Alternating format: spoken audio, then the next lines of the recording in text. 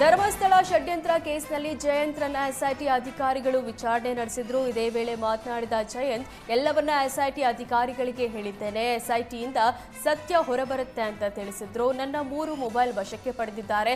ಸತ್ಯ ಅತಿ ಶೀಘ್ರದಲ್ಲಿ ಹೊರಗಡೆ ಬರುತ್ತೆ ಅಂತ ಜಯಂತ್ ತಿಳಿಸಿದ್ರು.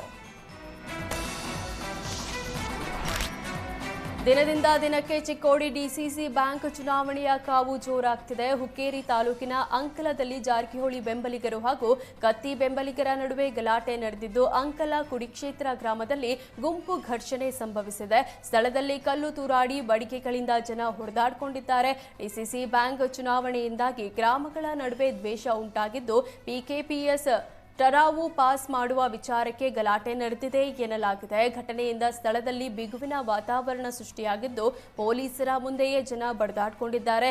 ಗಲಾಟೆ ತಡೆಯುವಲ್ಲಿ ಪೊಲೀಸರು ವಿಫಲರಾದರು.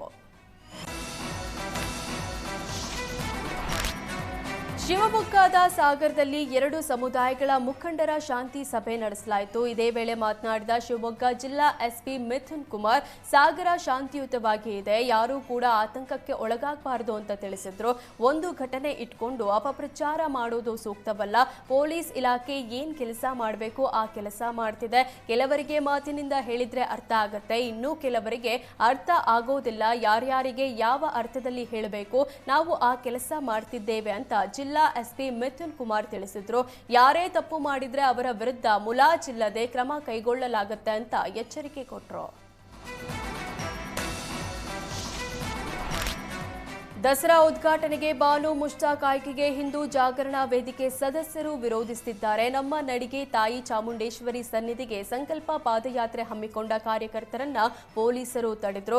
ಆಲನಹಳ್ಳಿ ಪೊಲೀಸರ ವಶದಲ್ಲಿದ್ದ ಕಾರ್ಯಕರ್ತರು ಕೊನೆಗೂ ಚಾಮುಂಡಿ ದರ್ಶನ ಪಡೆದ್ರು. ಕೊನೆಗೂ ಹಠಕ್ಕೆ ಬಿದ್ದು ಚಾಮುಂಡಿ ಬೆಟ್ಟಕ್ಕೆ ಆಗಮಿಸಿದ ಕಾರ್ಯಕರ್ತರು ಈಡಕಾಯಿ ಹೊಡೆದು ನಾಡ ಅಧಿದೇವತೆ ಚಾಮುಂಡೇಶ್ವರಿ ದರ್ಶನ ಪಡೆದ್ರು.